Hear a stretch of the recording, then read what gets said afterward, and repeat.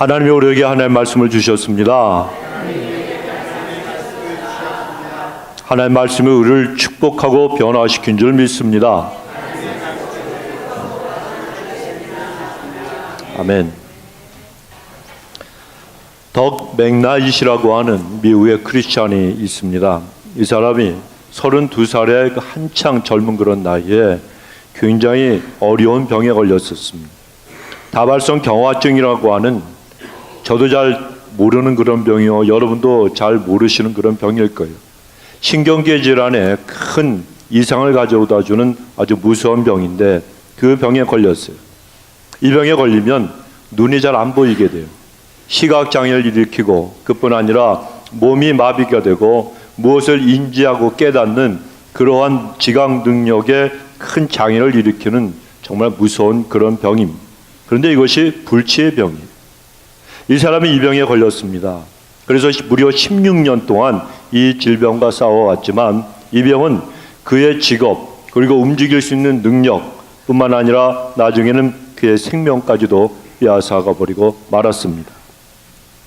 병에 걸린 후에 이 사람은 자기 혼자 힘으로는 도저히 식사조차도 할 수 없을 정도로 어려운 그런 형편에 처했고, 또 그렇게 되니까 때때로 일어나는 우울한 감정, 이 우울증, 우울한 그 가슴 아픈 그러한 어두운 생각, 이런 생각에 또 두려움에 계속해서 그는 짓누르며 싸워야만 했습니다. 그런데 그의 삶 속에서 모든 것들이 다 힘들고 어렵고 부족한 상태가 되었는데, 이 사람은 굉장한 믿음의 사람이었어요.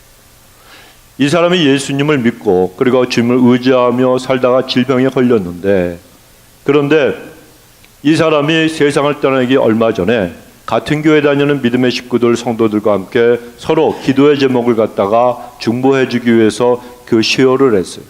기도 제목을 나누었는데, 이 사람의 기도 제목이 모두 24가지 기도 제목이었습니다.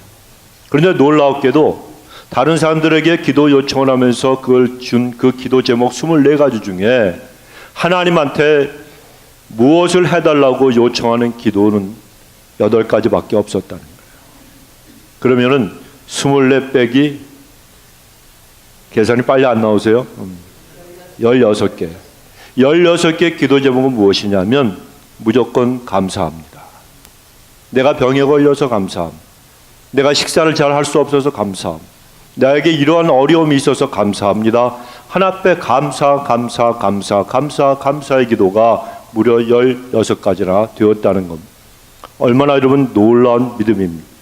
이 사람은 그렇게 힘들고 부족한 그런 정말 모든 것이 모자라고, 그리고 하나님께서 도와주셔야만 되고 다른 사람들이 도와줘야만 되는 그런 부족한 그런 환경이지만, 그런 형편에서도 이 사람은 내게 부족함이 없다고 감사의 고백을 드린 믿음의 사람이었습니다. 오늘 본문을 기록한 이 다윗도 바로 그런 감사와 믿음의 사람이었던 것 우리가 잘 알고 있습니다. 오늘 본문의 시편 23편은 너무나 유명한 말씀이기 때문에 교회에 잘 다니지도 않는 그런 사람들도요, 한두 번씩은 이 시편 23편의 말씀을 들어서 알고 있는 그런 성경 말씀입니다. 그런데 이 시편 23편은 다윗이 그의 인생의 노년에 그 인생 말년에 하나님 앞에 지어서 올린 그런 찬양시입니다. 다윗은 이스라엘 왕이 되기 전에 그가 했던 일이 목동이었습니다. 목자였습니다. 그래서 자기가 목동 생활을 했던 그 경험을 바탕으로 바로 이 시를 갖다 지었기 때문에 더욱더 생생한 생동감, 현장감을 갖다 담아서 이 찬양시를 갖다 지어 하나 앞에 올릴 수가 있었습니다. 그런데 이 시는 다윗이 평안하고 형통할 때 사람들이 그를 갖다가 높여줄 때 지은 시가 아니었습니다. 이 시는 그 인생, 그 다윗의 인생의 노년에 아들 압살롬이 반역을 일으켰어요. 그 아들에게 쫓겨서 도망 다니다가 피신해 다니다가 지은 그런 시입니다. 다윗의 여러 아들들 중에서 이 압살롬이라고 하는 아들은 다윗이 지극히 총애하고 가장 사랑했던 그런 아들이었습니다. 그런데 그 아들이 반역을 일으켰어요. 그러니 압이 되는 이 다윗의 이 심정이 여러분 그때 어떠했겠습니까? 하나님, 왜 하필이면 나에게 이런 일이 일어납니까? 왜 하필이면 내가 가장 사랑했던 내 자식 중에서 압살롬이 나에게 칼을 들이대고 있습니까? 이렇게 원망하고 하소연하고 싶은 그런 심령이 그 가슴에 차고 넘쳤을 것입니다. 그런데 다윗은 원망 대신에 놀랍게도 여호와는 나의 목자시니 내게 부족함이 없으리로다. 여러분, 이때 다윗의 이 처절한 마음을 한번 생각해 보십시오. 자식이 부모에게 말대답하고요, 자식이 부모에게 어떤 막 반항을 하고 그래도 우리 마음에 끌어올리는 게 없습니까? 있죠. 이걸 그냥 어떻게 그냥 이걸 자식이라고 낳나, 이런 마음이 들어야 되는데 다윗은 우리보다 훨씬 더 너무너무 말도 안 되는 상황을 그가 맞이한 거예요. 그런데도 불구하고 다윗이 고백한 것은 여호와는 나의 목자시니 내게 부족함이 없으리로다. 놀라운 고백을 했어요. 여러분, 이 고백이 무슨 고백입니까? 지금 이렇게 내가 말로 표현할 수 없을 정도로 아프고 힘들지만 그래도 저는 부족함이 없기 때문에 하나님, 저는 더 이상 바랄 것이 없습니다. 바로 그러한 고백입니다.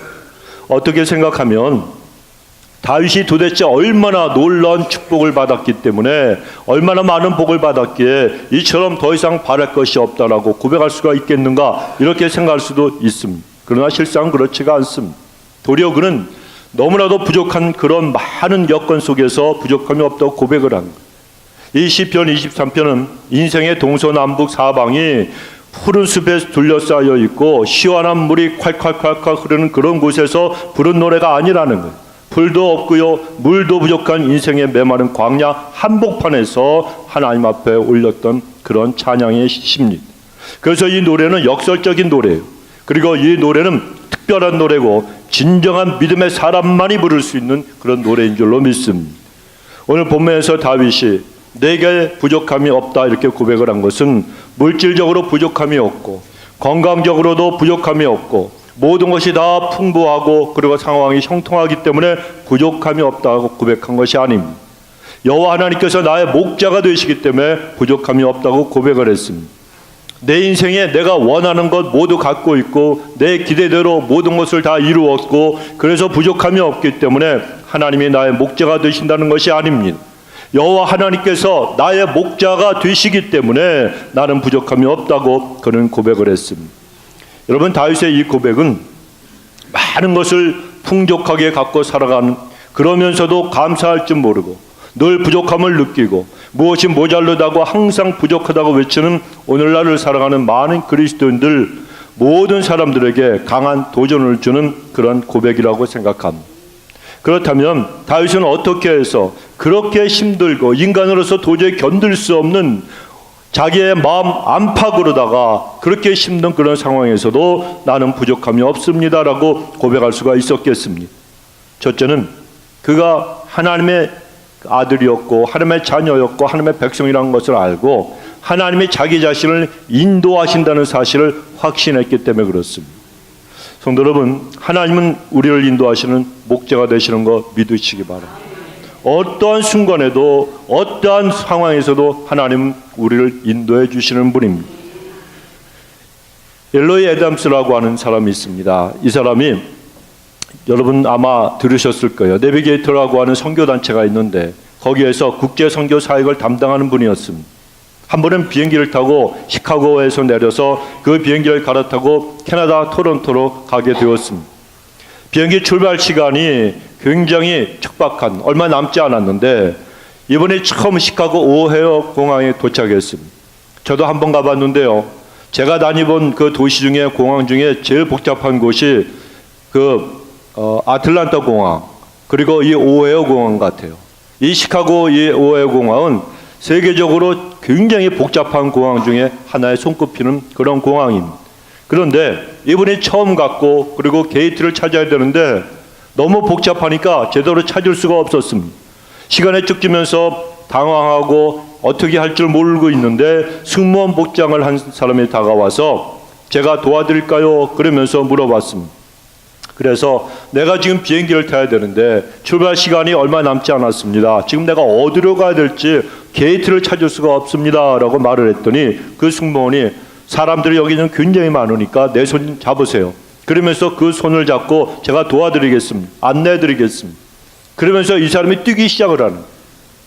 그래 사람들 사이를 갖다가 막 뚫고 이래 지나가는데 가만히 뛰어가다가 가만히 그 사람 손을 잡고 같이 뛰어가다가 너무 고마워서 물어봤습니다. 도대체 당신이 누굽니까? 그랬더니 저는 당신이 가고자 하는 토론토까지 가는 비행기를 몰고 가는 조종사입니다. 할렐루야. 그 말 듣는 순간에 이 사람이 너무너무 마음이 놓였어요. 왜? 조종사가 없으면 비행기가 못 가잖아요. 늦게 가도 괜찮은 거예요.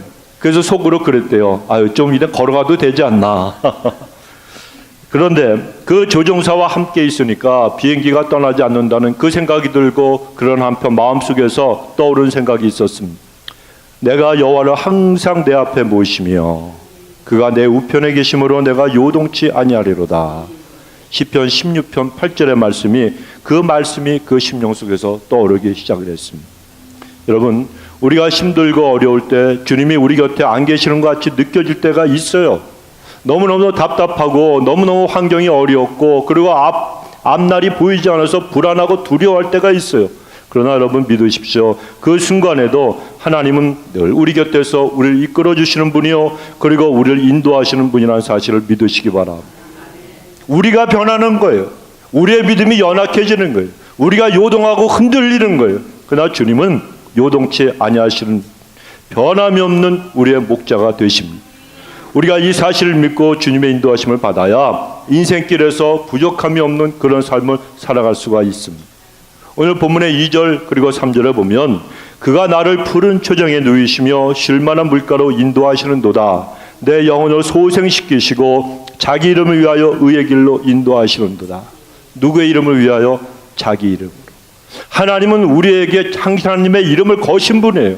하나님은 우리를 살리시고 구원하시기 위해서 독생자 예수님을 못 박아서 죽이신 분이에요. 십자가에서 그 목숨의 대가로 우리를 갖다가 사신 분이에요. 그렇다면 하나님이 우리를 갖다가 포기하시겠습니다. 조금 못나고 조금 넘어지고 지금 상황이 안 좋다고 아이고 지지리도 못난 녀석아 너는 내가 호적에서 파버린다. 하나님이 그러시겠습니다. 절대로 그런 분이 아니라는 거예요. 내 영혼을 소생시키시고 자기 이름을 위하여 의의 길로 인도하신다. 여러분 양을 치는 목자 한번 생각해 보십시오. 목자가 어떤 일을 하는 사람들입니까? 양들을 푸른 초장 쉴만한 물가로 인도하는 그런 사람들이에요. 이스라엘이 있는 팔레스타인 지역은 굉장히 광야가 많은 그런 곳입니다. 그래서 풀과 물이 있는 장소를 찾는 것은 만만한 일이 아닙니다. 쉬운 일이 아닙니다. 그러나 목자는 최선을 다해서 자신의 양을 인도함. 좋은 풀을 먹이고 시원한 물을 갖다가 마시게 하기 위해서 늘 애를 쓰고 그 양들을 갖다가 인도하는 그런 자업을 가진 사람이 목자입니다. 그래서 양은 목자의 인도함을 반드시 받아야만 배부름과 시원함을 얻을 수가 있습니다. 우리 모두가 그런 양과 같은 존재라는 겁니다.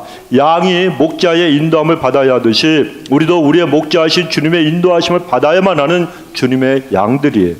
그리고 오직 주님만이 우리를 푸른 초정에 누이시고 쉴만한 물가로 인도해 주시는 목자십니다.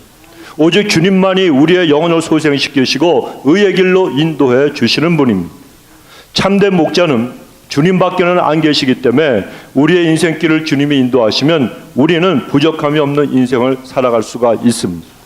오늘 이 시간에 삶이 힘들고 어려운 그런 분들, 낙심하고 방황하는 분들 혹시 안 계실지 모르겠어요. 여러분 그럴 때일수록 그냥 내 기분, 내 마음, 내 감정대로 행하지 말고 주님의 인도하심을 받으시기 바랍니다. 주님은 부족함이 없는 쉴만한 물가로 우리를 날마다 인도해 주시는 그런 분입니다. 그렇다면 주님의 인도하심을 우리가 어떻게 여러분 받을 수가 있겠습니까? 대답을 못하시는 주님이 인도하시는데 우리가 어떻게 주님의 인도하심을 받을 수가 있습니까? 제일 먼저 해야 할 일은 기도입니다, 여러분. 기도로 지금 내가 처해 있는 모든 형편과 사정을 하나님 앞에 다 아뢰시기 바랍니다. 하나님 지금 내 사정이 이래요. 하나님 저의 형편이 지금 이래요. 이러이러한데 지금 이러한 부분에서 주님의 인도하심을 구하고 그리고 주의 뜻을 구합니다. 주의 인도하심을 깨닫게 하여 주옵소서. 겸손하게 엎드려서 기도해야 됩니다. 그리고 주님의 응답과 인도하심을 여러분 기다리시기 바랍니다. 어떤 사람들은요 기도는 하긴 하는데 그 다음에는 새까맣게 잊어버리고 있는 사람들이 있어요. 자기가 기도했는데 잊어버려요. 그리고 기도했으면서도 하나님의 응답이나 아니면 그 인도하심에 아무런 기대도 하지 않고 있는 그런 사람들도 있습니다. 여러분, 그런 것은 믿음으로 기도한 게 절대로 아니에요. 이런 생각을 해보십시오. 우리가 누구의 이름을 불렀어요. 어떤 사람이 앞에 있는데 그 사람을 갖다 불렀는데, 불러놓고 그 사람이 나를 불렀어요 하고 대답을 했는데 그때 고개를 싹 돌려버리고 다른 짓을 하게 되면 그 사람 기분이 좋겠습니까? 나쁘겠습니까? 사람 무시한다고 여러분 욕할지도 모릅니다. 하나님도 마찬가지입니다. 응답과 인도하심을 구하면서 하나님 앞에 기도했어요. 그래놓고 아무런 기대도 하지 아니하고 그냥 새카맣게 잊어버리고 있으면 하나님께서 뭐라고 하시겠습니까? 야, 너 지금 나하고 장난하냐? 하나님이 여러분 그러지 않으시겠습니까? 기도했으면 나의 기도에 하나님은 반드시 응답하시고 반드시 인도하신다는 그런 사실을 믿고 기대하고 우리가 기다려야 돼요. 여러분, 하나님께서 우리를 갖다가 세워주시고 기도하게 하신 것은 그 기도를 들으시기 위해서요. 우리에게 인도하심을 발견하기 찾을 수 있게 해주시기 위해서. 그래서 기도했으면 기다리면서 기대를 가지면서 그 다음에 환경을 주위에서 지켜봐야 되고 하나님 말씀을 부지런히 읽고 들어야 합니다. 하나님은 환경과 말씀을 통해서 우리에게 응답하십니다. 특히 어떤 문제를 놓고 기도했으면 성경 말씀 부지런히 여러분 읽으셔야 됩니다. 하나님은 성경 말씀을 통해서 우리에게 응답하시고 그리고 우리를 인도해 주십니다. 그래서 성경이 응답의 편지요 인도의 편지, 바로 하나님께서 성경을 통해서 응답하시고 인도하는 길을 알려주시는 것이 거의 99% 이상이라는 거예요. 제가 늘 말씀드리지만 하나님이 그냥 흰 도복을 입고 짠하고 나타나서 너는 이리로 가거라 그러다가 저리로 가거라 이렇게 말씀하시는 것이 절대로 아니라 그랬습니다. 성경이라고 하는 하나님의 응답, 이 사랑의 편지를 통해서 우리가 갈 길 그리고 해야 할 바를 하나님은 반드시 가르쳐 주십니다. 그리고 중요한 것이 기다리는 일이에요. 여러분, 여인이 아기를 잉태해도 10달 갖다 기다려야 됩니다. 어제 임신했다고 하는 그 병원에 가서 진단을 받았는데 오늘 당장 아기를 기다리면서 왜 오늘 안 태어나지? 이상하다 그러면 그게 정상입니까? 그건 말도 안 되는 그런 일입니다. 그런데 그런 말도 안 되는 일을 하는 사람들이 있다는 거예요. 기도해놓고 당장 응답이 없다고, 당장 인도하심이 안 나타난다고 초조해하다가 좌절하고 낙심해버립니다. 그러나 아기가 태어나려면 엄마 뱃속에서 잉태해 있는 기간이 필요하듯이 하나님의 모든 응답과 그리고 하나님의 인도하심의 역사에도 잉태의 기간이 필요한 거예요. 그래서 우리가 믿음과 인내로 주의 인도하심을 구하면 우리는 주님의 손길, 주님의 인도하심을 갖다 깨닫고 그것을 볼 수가 있게 됩니다. 그래서 이러한 주님의 인도하심 때문에 누구라도 부족함이 없는 삶을 살아갈 수가 있습니다. 두 번째로 다윗은 주님이 자기와 함께 하시는 것을 언제나 알았습니다. 그래서 부족함이 없다고 고백할 수가 있었던 겁니다.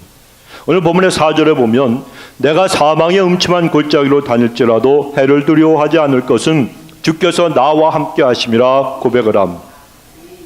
산지에서 양이 음침한 골짜기를 지날 때 목자가 없으면 그 양은요 다른 짐승들, 맹수들의 밥이 됩니다. 그리고 죽을 수밖에 없습니다. 그러기에 음침한 골짜기를 지날 때는 반드시 목자가 함께 해야 합니다. 다윗이 그렇게 지독한 환난의 골짜기를 지나면서도 그가 두려워하지 않을 수 있었던 것은 언제나 자기와 함께 하시는 하나님을 믿었기 때문입니다.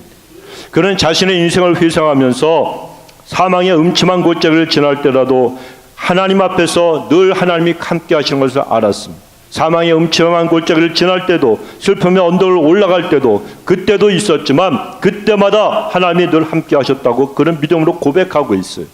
여러분, 하나님은 다윗에게뿐만이 아니고 우리와도 늘 함께 계시는 하나님이십니다.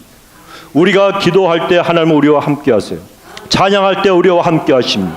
우리가 고통당하는 순간에도 하나님은 우리와 함께 계시고 답답해서 눈물 흘릴 때도 함께 하십니다. 언제 어디서나 주님의 사랑하는 자녀들인 우리와 함께 하시는 분이 우리의 목자 되시는 우리의 하나님이라는, 그러므로 인생길에서 무슨 일을 만난다 해도요 여러분 두려워하지 마시기 바랍니다. 하나님이 함께 하시면 이 부족함이 없는 삶으로 인도해 주시기 때문에 그렇습니다. 테드 파이퍼라고 하는 크리스찬이 있습니다.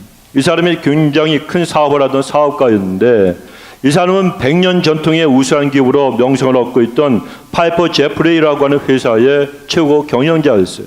그런데 회사가 부도를 맞이할 위기에 처했습니다. 10개월 동안 금리가 계속해서 급격하게 오르면서 회사의 주가가 추락했기 때문에 그런 어려운 지경에 처하게 된 겁니다. 테드 파이퍼는 깊은 고민과 그리고 견딜 수 없는 고통 가운데 깊은 생각에 잠겼습니다. 내가 도대체 무엇을 잘못했는가? 왜 이런 일이 나와 내 가족과 그리고 내 회사에 지금 일어나게 된 것인가? 그는 아무리 깊이 생각을 해봐도 해결책을 발견할 수가 없었습니다. 그는 파산을 현실로 받아들이고 팔을 거쳐 붙였습니다.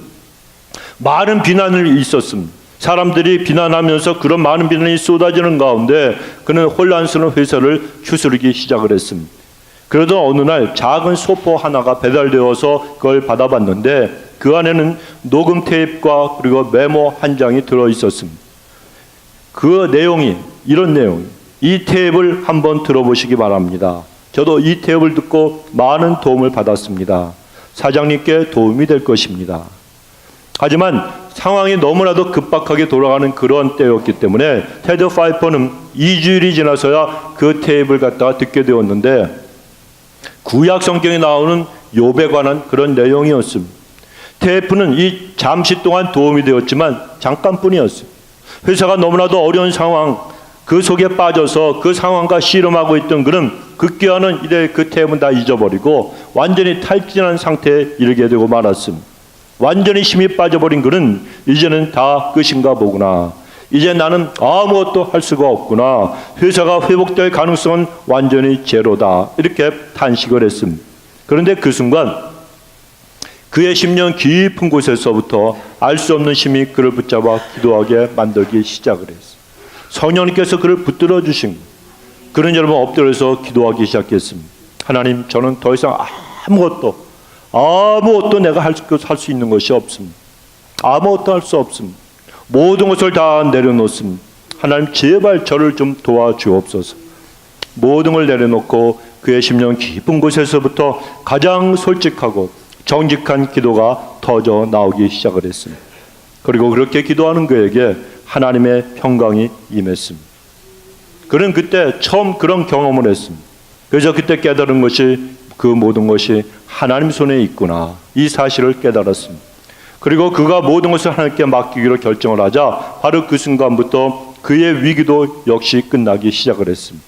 하나님이 역사하시기 시작했기 때문에 훗날 테드 파이퍼는 이런 고백을 했습니다. 그때 하나님께서 나와 함께 하심을 느꼈기 때문에 나는 사망의 골짜기를 헤쳐나올 수가 있었습니다. 여러분, 모든 것을 내려놓고 간절히 엎드리면 누구라도 하나님이 함께 하심을 느낄 수가 있습니다. 너무 많은 걸 생각해요. 너무 많은 걸 듣고 있어요. 너무 많은 것을 보고 있어요. 너무 많은 것을 다른 데 기대하고 있어요. 마음이 나누어지기 때문에 하나님이 지금 나와 함께 계신데 그걸 못 느끼는 거예요. 여러분, 다 내려놓으시기 바랍니다. 이것이 여러분의 인생에 있어서 지금 제일 먼저 우선적으로 최우선적으로 해야 할 일이 바로 그 일이에요. 다 내려놓으시고 하나님 앞에, 하나님, 나를 받아 주옵소서. 이렇게 기도하고 기다리는 주의 그 음성과 주께서 주신 평강과 주의 임재를 기다리는 사람에게는 하나님이 그냥 내버려 두지 않으세요.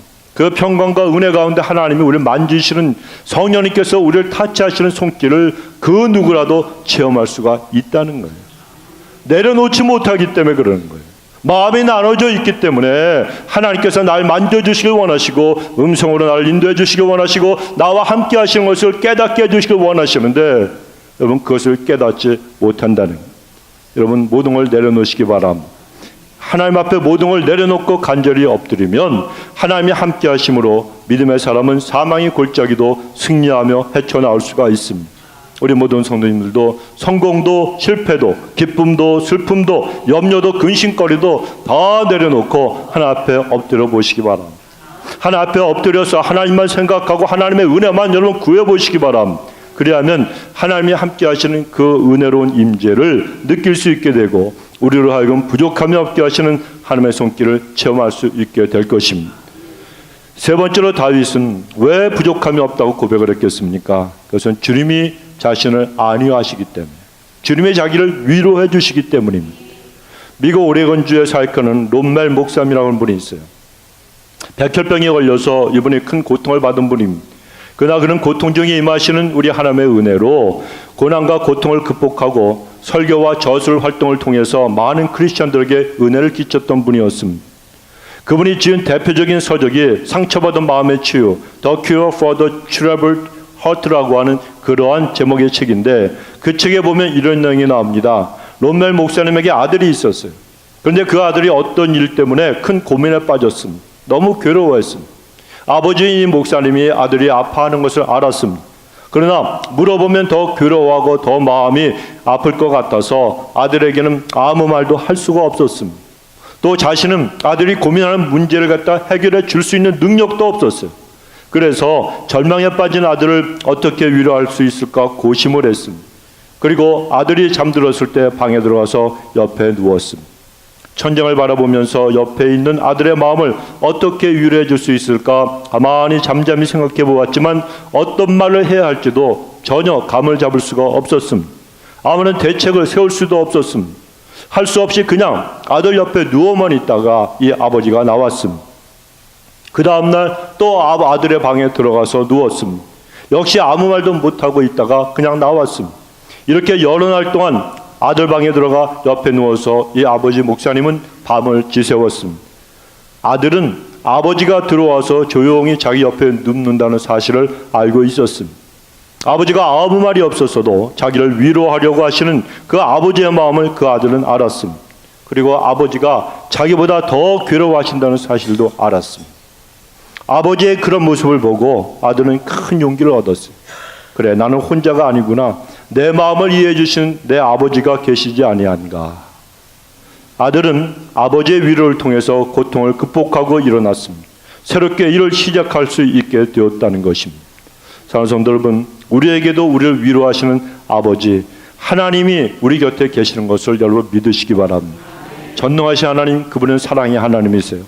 그분은 살아계신 하나님이세요. 그분이 우리의 아버지가 되시는, 그리고 양을 위하여 목숨까지 버리신 우리의 목자가 되십니다. 그 아버지 하나님은 우리를 너무너무 사랑하셔서 우리를 절대로 떠나지 아니하시고 우리가 인생길에서 아파하고 좌절하며 고통받는 것 도저히 볼 수 없어서 애타하시는 그런 분이십니다. 그래서 우리를 찾아오셔서 우리를 갖다 만져주시고 위로해 주시는 거예요. 오늘 본문의 4절의 하반절을 보면 주의 지팡이와 막대기가 나를 안위하시나이다 다윗이 고백을 합니다. 저는 이 말씀을 생각을 하면 눈물만 나와요. 제가 여러 번 말씀드렸지만 저는 중학교 때 굉장히 어려움이 있었어요. 정말 힘들고 어려운 일이 있었어요. 가정에 아버지 사업이 완전히 한국말로 말하면 쫄딱 망했어요. 저희 아버님이 굉장히 사업을 크게 하셨어요. 그래서 궁정동에도 살고 어디신지 잘 모르시는 분들은 그냥 넘어가세요. 그랬댔어요. 그랬는데 사업이 다 망하고 가족은 뿔뿔이 흩어졌어요. 아버지 어머니가 흩어지고 저희는 우리 할아버지 하시던 병원에 그냥 입원실에서 살게 되었어요. 동생들하고.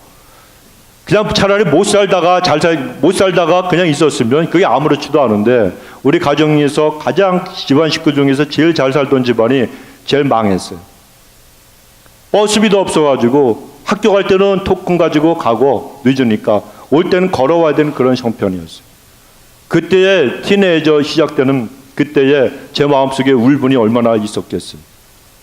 저희 고모, 삼촌들 다 의사예요. 아주 유명한 의사들이에요. 근데 그 사람들보다도 돈이 더 많았어요, 우리 집이. 그런데 하루아침에 쫄딱 망하니까 그 사람들을 갑자기 우리를 깔보는 것 같고 자격지심이죠. 그래서 저는요, 하나님이 어디 있냐고 외쳤던 사람이에요. 하나님이 어디 있냐. 그리고 성경 내가 다시는 안 읽는다고 결심을 했던 사람. 그리고 나는 돈밖에 모른다. 앞으로 공부 열심히 해서 돈만 벌어야 되겠다. 그렇게 각오했던 사람. 저는 일찍부터 돈 맛을 알았던 사람이에요. 그런데요, 제가 하나님을 떠날 수가 없었어요. 하나님을 떠날 수가 없었어요. 그래서 예배를 참석을 했는데 특히 수요일 날 꼬맹이 때 키가 중학교 때 얼마나 작았는지 그때 예배 시간에 가면 하나님 앞에 토큰 있는 거 달달 떨면서 드렸어요. 너무 감사해서 하나님 이 토큰 2개밖에 없는데 이거 하나 앞에 드리면 나 지금 집으로 가는 버스 타야 되는데 집까지 걸어가야 되고 내일 아침에도 또 학교까지 걸어가야 되는데 그러면서도 토큰 2개를 하나 앞에 내 온 마음을 다해서 드렸어요. 그리고 엎드려 헌금 시간에 기도하는 거예요. 하나님, 우리 아버지 어머니 우리 식구 다 모여서 다시 살게 해달라. 얼마나 눈물밖에 안 났어요. 근데 하나님이 항상 성령님께서 날 만져주셨어요. 그 예배 시간에, 헌금 시간에, 사실은 목사님 설교는 별로 은혜가 안 됐어요. 조용히 목사님 설교인데도 별로 그렇게 어른 예배였으니까. 그런데 내가 헌금을 드리고 헌금 시간에 우리 아버지, 어머니, 내 동생들 위해서 기도하면 그렇게 눈물이 쏟아지는데 성령님께서 나를 만져주시는 그 따뜻함이 언제나 날 만져주셨어요. 날 위로해 주셨어요. 걱정하지 말아라. 내가 너와 함께함이라. 나의 이 지팡이와 막대기로 너를 안위해 주겠다고, 지켜주겠다고, 걱정하지 말라. 만약에 하나님께서 그 헌금 시간, 그때마다 수요일 날 3일 저녁에 그 수요 예배 때 헌금 시간에 날 만져주지 아니었으면 저는요 굉장한 한국에서 유명한 사람이 됐을 거예요. 나쁜 쪽으로 혁명가가 됐을 거예요. 나는 이 세상을 전부 다 평등하게 만들겠다고 완전히 이상하게 그냥 빠졌을 거예요. 완전히 빨갱이의 빨자가 됐을 거예요. 그런데 빨갱이 공산주의자는 사람을 죽여도 되고 물리적으로 폭력을 써도 되고 그래서 평등하게 만드는데, 제가 하나님을 아는 사람인데 어떻게 총을 들어요? 어떻게 무기를 들어요?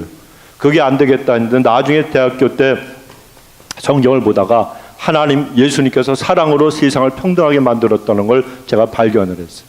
그래서 다 그때 그 모든 그 생각을 다 버렸어요.